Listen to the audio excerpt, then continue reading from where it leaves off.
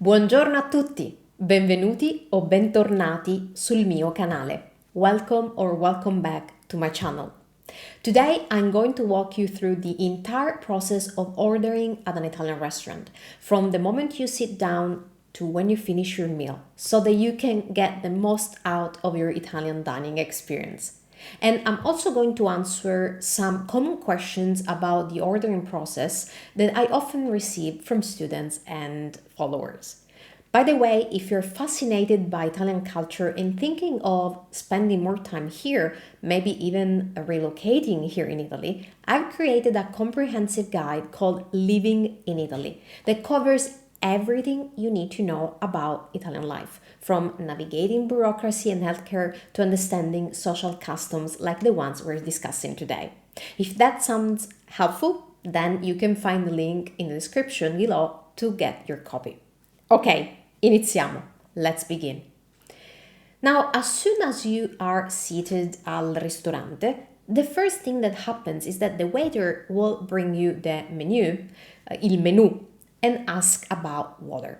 Now, in Italy, you have two options, still water or sparkling water, and they are served in bottles. It's not very common to have tap water at the restaurant in Italy. Now, here's something important. In Italy, we usually don't drink anything else except for water while waiting for the meal. Those other drinks are reserved for aperitivo, which is a completely different moment. Now, let's break down the Italian menu structure because understanding this is crucial.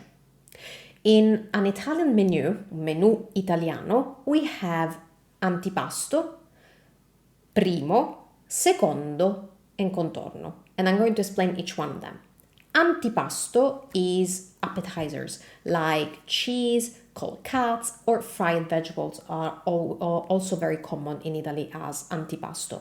Now, they are often designed for two people to share, so check that before ordering because the quantities can be pretty huge. As for primo, that's the first course. And I like to explain this. The easiest way to understand this is your carbs course. So think pasta, risotto, ravioli, everything carbs will be in the primo course. After that, we have secondo.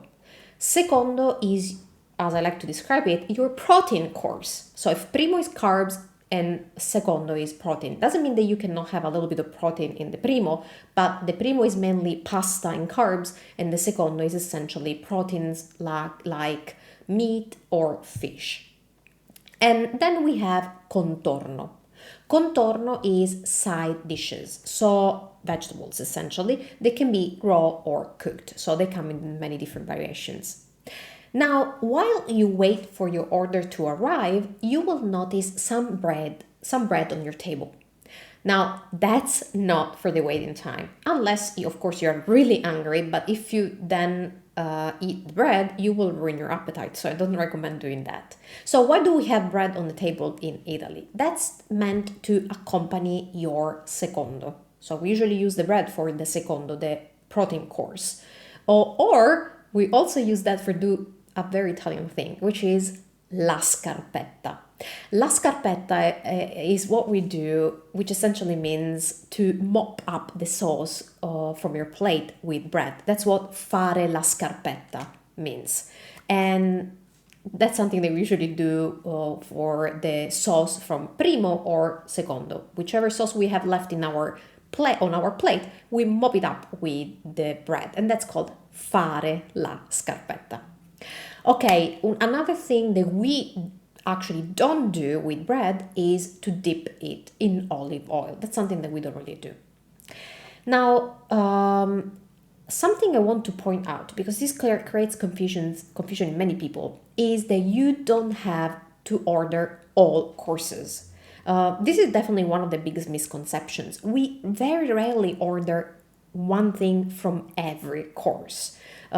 We do have favorite combinations. Each one of us has favorite combinations, or depending on the day or how much hungry you are. So, for example, common combinations are antipasto and primo. So you will only order those. Or another one is primo and secondo. Or another very common one, which is lighter usually, is secondo and contorno. As I was saying, we rarely get one thing from each course. When we do is usually for special occasions only. So for example, it's an anniversary or a special event, maybe we have a set menu that includes all the courses. In that case, we'll have everything, but otherwise it's not very common. Now, when do you order? Now, we usually order everything we want at the beginning. So when the waiter comes to take our order, we tell them whatever we want to get. Now, for example, if you think you're going to take only one combination, like antipasto and primo, you will tell them at the very beginning, okay, prendo un antipasto e un primo, and that's it. But then a common question about this is, do courses come out all at once? No, they don't. They come in a specific order. So all antipasti will come first, then will come all primi, then will come all secondi with contorni. This especially applies specifically to when there's more than one person at the table, when you're in two or many people. They will bring all the antipasti together, all the primi together, all the secondi with contorni together. How does it work? Well, usually the waiter will glance at your table, and as soon as they notice that you're done with your course, they will take the dishes away, and then they will bring the next course in just a few minutes. The only exception to this, as I said before, is the secondo, because the secondo and contorno usually come together. The contorno is designed to accompany the secondo. Now, the problem is, what if you and your company don't want to take the same courses? Nessun problema. So if you tell the waiter at the beginning, they will bring them together. Per esempio, my husband and I often share un antipasto, but then if I want, for example, un primo, and he wants un secondo, we will tell the waiter to bring them at the same time. Semplice. Now, these are exactly the kind of insider tips that I share in my Living in Italy guide. Practical knowledge that helps you navigate Italian culture with confidence, especially on more complex topics like healthcare or real estate. If you're planning to spend some time in Italy or thinking about making the move, this comprehensive guide will cover everything from dining customs to bureaucracy and daily life. Check the link in the description to get your copy. Okay, what if your company is vegan or vegetarian or has gluten intolerance? Now, in my experience, virtually all restaurants today in Italy have vegetarian, vegan, and gluten-free options, and they are always marked in the menu clearly. If they're not, you can always ask the waiter and they will tell you what they can make for you. A question I've received a few times is, what about soup? Well, at home, soup is served as a first course or as a one-dish meal. In restaurants, it's less common to find, but in winter, it's more common. For us Italians, I think that soup is more of a fall-winter food. So in winter, in some trattorie, for example, you can find typical Italian soups like, for example, pasta e fagioli or pasta e ceci and so forth. And if you do find them, they are usually considered a first course, un primo piatto. Now, what about salad? Insalata in Italy is a contorno, is a side dish. So you usually get that with your secondo, because as I told you, contorno is designed to accompany secondo. But you don't always actually have to order a contorno for your secondo, because sometimes second course come with their own contorno included, but in that case it's stated on the menu. So check that out before actually ordering a contorno, because it may be already included in your secondo. Now, if you want to order a salad as a contorno, expect it to be served later, so not with primo, of course, or before primo. Now, something interesting is this. Italian salads are since they are contorno, they are a side dish, they are not very big. They just include a few greens, maybe a little bit of tomato, something like that. If you want a bigger salad that works more like a one-dish meal, many places, especially in the summer, because for us Italians, salad is more of a summer food, many places offer what's called insalatona. And so, insalata is a normal salad in Italian. Insalatona is a big salad. And that includes not just greens and tomatoes, but also, for example, tuna or eggs or mozzarella, some kind of protein. So it's more substantial and filling. This can be ordered as an alternative to primo or secondo, even at the beginning of the meal, with the strategy I explained to you earlier today. What about wine? Well, you usually have 3 options in the menu. First, house wine, vino della casa. It's usually served in carafes of a 1/4 liter or 1/2 liter. This is the cheaper option, but be aware that quality may vary a lot depending on the place. Some places carry great vino della casa, some places not so much. Then we have second option, which is bottled wine. You can choose the type of wine you want and can ask the waiter for a recommendation for a local wine that pairs well with your meal.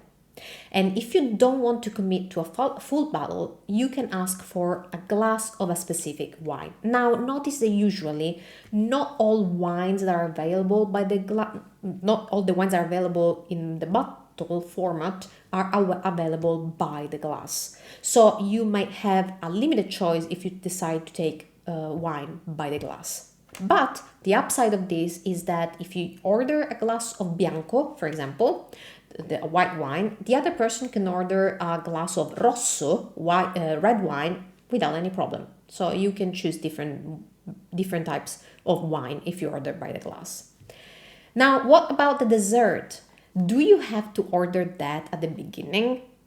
Absolutely not. Assolutamente no.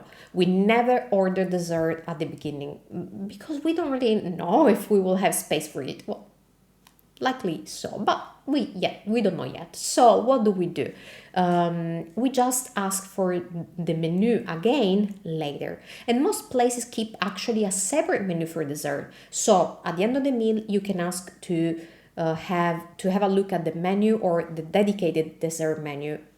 And that's the most common practice. Okay, now can you have coffee at the end? Sì, assolutamente. That's actually very common, but we don't have cappuccino after lunch or dinner. So we in Italy, we don't really consume cappuccino at the end of meals. We consume that just for breakfast or during the morning. So that's why you will not find that as an option in restaurant menus most of the times. So if that's a traditional, authentic Italian place, they will not offer cappuccino in the coffee section of the menu. You will only find cappuccino at the bar. Now, if you like milk in your coffee, here's my tip. Ask for caffè macchiato, which is an espresso with a little bit of frothed milk. And that probably will work. And they do offer that. Even if they don't have a cappuccino, caffè macchiato is commonly available in restaurants in Italy. Or as an alternative, you can try what we call 𝗓𝗪𝗪, which is a very funny word, which literally means kill the coffee. And that's some type of liqueur like limoncello or amaro that's usually served after caffè. That's why it kills the coffee flavor, the coffee taste in your mouth. Or it's actually served as an alternative to coffee. So many people in Italy don't take coffee, but they do take the liqueur, the 𝗓𝗪𝗪. It's also, 𝗓𝗪𝗪 is also believed to help with digestion. So that's why in Italian it's called digestivo. So digestivo is essentially a liqueur for ending your meal. Perfetto! Now you have your complete guide to ordering at an Italian restaurant like a true local from the beginning to the end. And now I'm really curious, have you ever been confused by the Italian restaurant experience? Which of these tips surprised you the most? Let me know in the comments, I would love to hear about your experiences. Buon appetito e ci vediamo alla prossima. Ciao da Valentina!